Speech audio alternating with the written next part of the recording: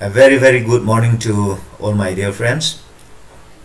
In case you are watching at other times, good afternoon and good evening to each and every one of you. Today we are going to discuss about the salient features of the Constitution of USA, or simply the main features of the Constitution of America.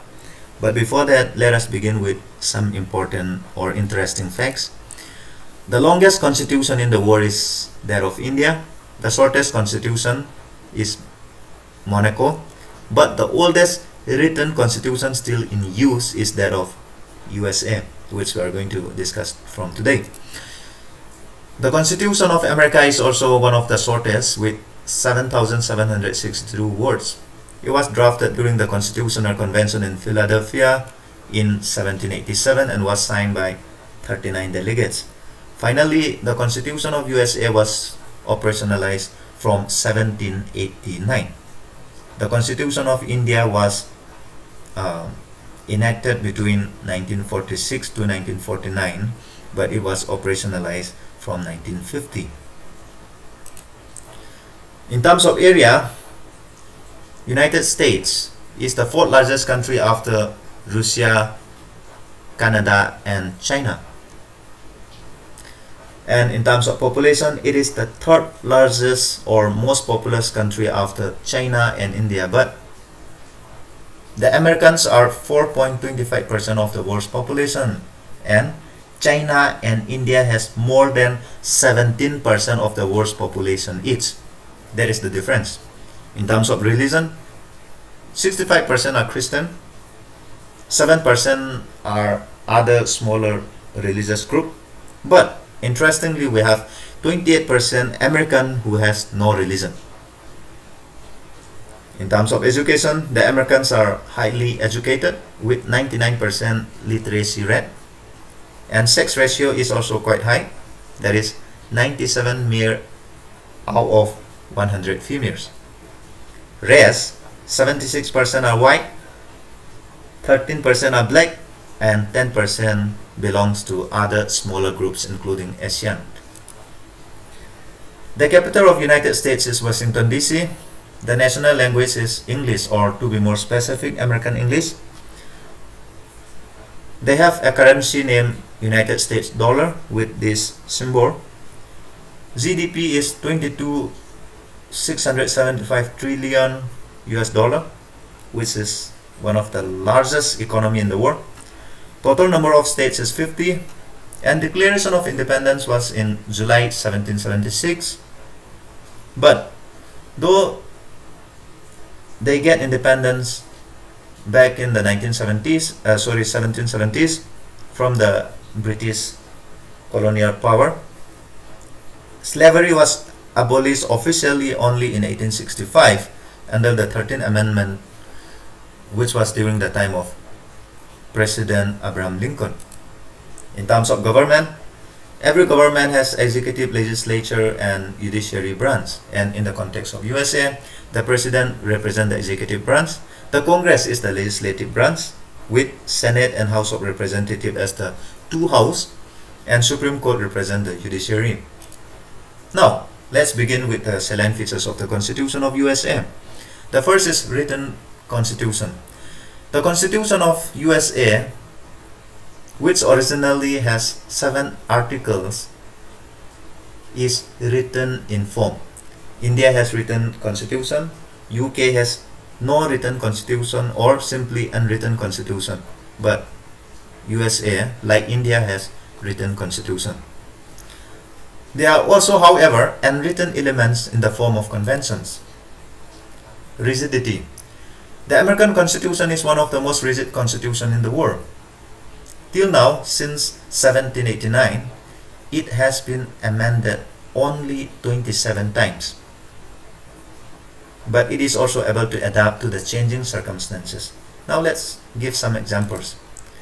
From 1789, more than 11,600 proposals had been made to amend the Constitution, but only 33 has been approved by the Congress, and out of these, 27 was ratified by the states, but 6 of them did not get ratification.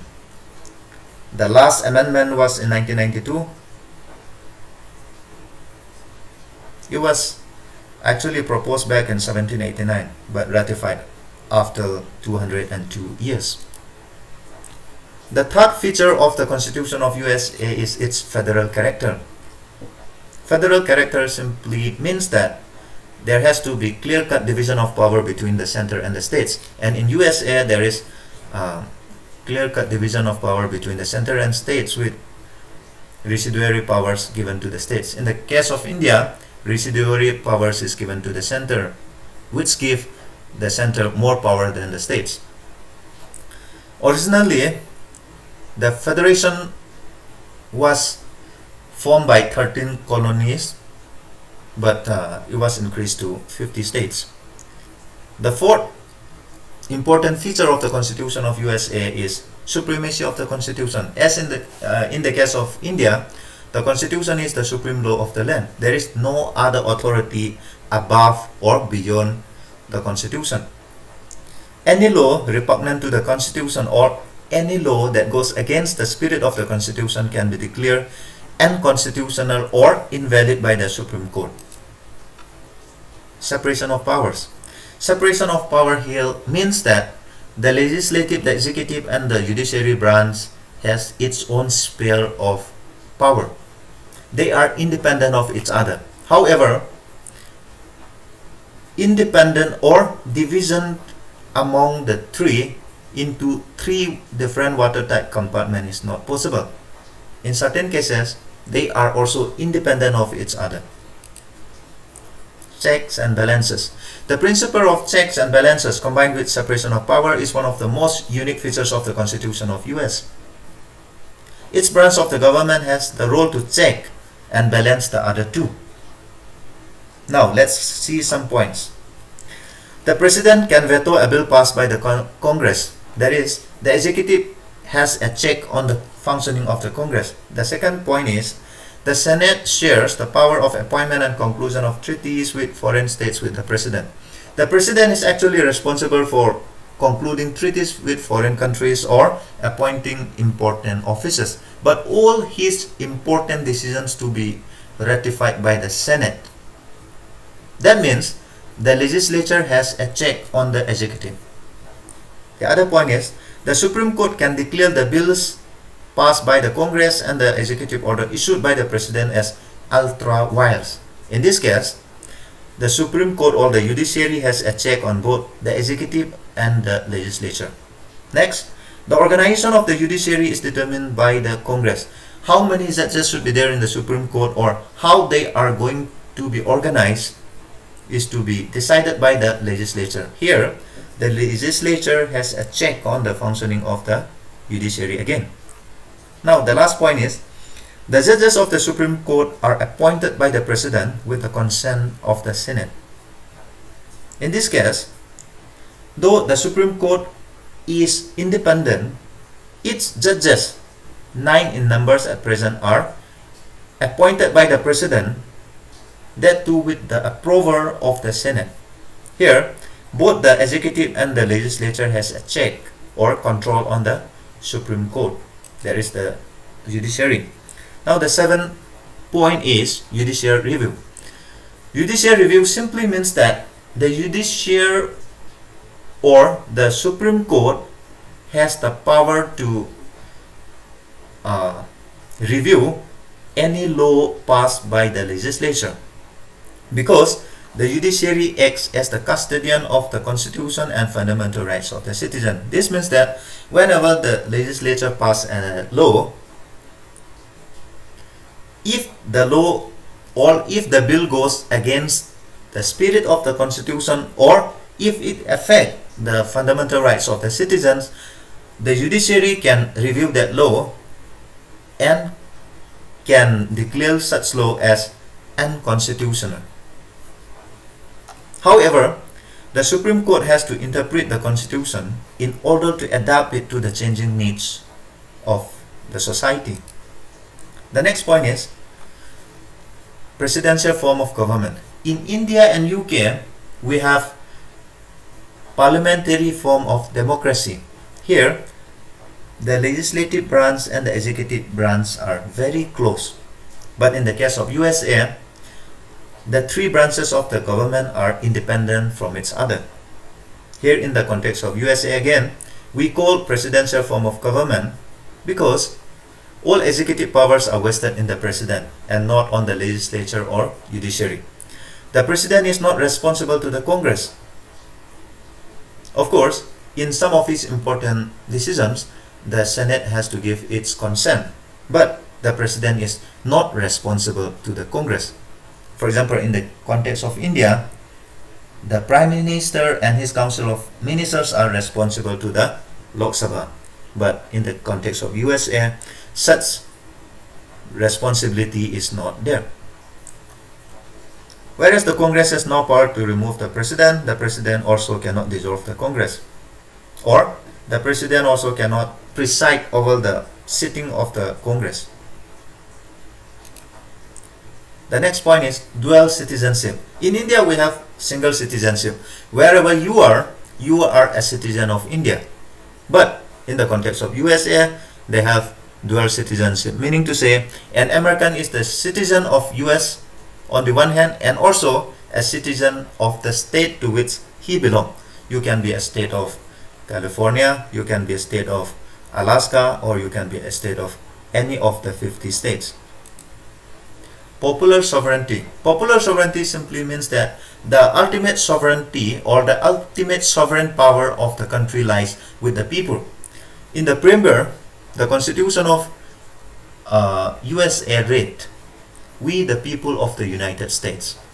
Even in the context of India, our Constitution preamble starts with the word "We the people of India." We the people of United States or we the people of India here means that the Constitution has derived its power from the people. The next point is bicameral legislature. As we already mentioned, the legislative branch of the US has two houses, or it is bicameral legislature. The House of Representatives, or the lower house, and the Senate, or the upper house. In the case of India also we have two houses, the Lok Sabha and the Rajya Sabha. But the Senate is the most powerful second chamber or upper house in the world. In the case of India, the Rajya Sabha is the second chamber.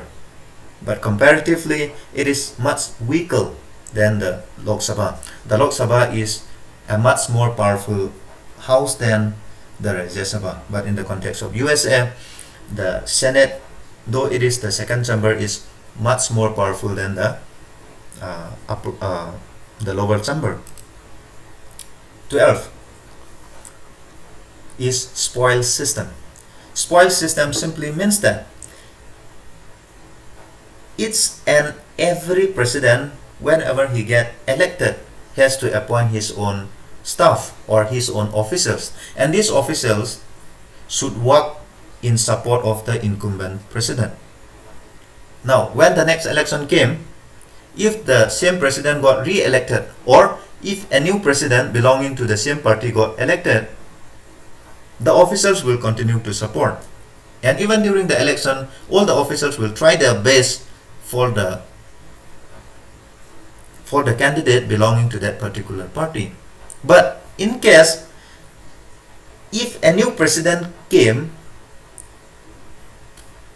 from another party, then all these officers has to resign, and the new president has to fill his offices with his choice. So long as a particular president is in office, he will have his supporters in all government offices. But once his party is ousted, all the officers had to tender the resignation, so that the new president has to appoint his own officers. This is spoil system in USA, and it was said to be popular in the 19th century. The 13th feature is republic or republicanism. The United States of America is republic in form because the head of the state, that is the president, is elected by the people. Republic simply means that the head of the state should be elected. In the case of India, the head of state is the president of India, and he is elected. So India is a republic country. In the case of UK, the monarch all the queen is hereditary. So they are not republic, since the head of the state is not elected by the people but based on hereditary. In USA, the president or the head of the state is elected. There might be many other features, but this will be the last point for today. Bill of Rights, or simply the fundamental rights. The Constitution guarantees fundamental rights of person, property, and liberty to its citizens, which are enforceable in the law. This Bill of Rights, or fundamental rights, which are enshrined or which are granted in the Constitution of USA, are enforceable in the law codes. In India also, Part 3 of the Constitution of India provides us fundamental rights. Similarly, in USA also there are Bill of Rights which are called fundamental rights. And these rights is said to be influenced by John Locke, who once upon a time says that right to life, liberty, and property are the three natural rights. These rights were not enumerated originally in the draft constitution, but later on included from time to time by various amendments.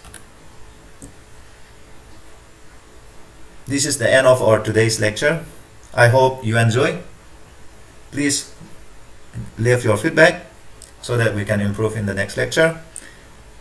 In the next lecture, we'll discuss about the federal features of the Constitution of USA, along with separation of powers and checks and balances in more details. So for today, thank you so much. Bye everyone. See you in the next lecture.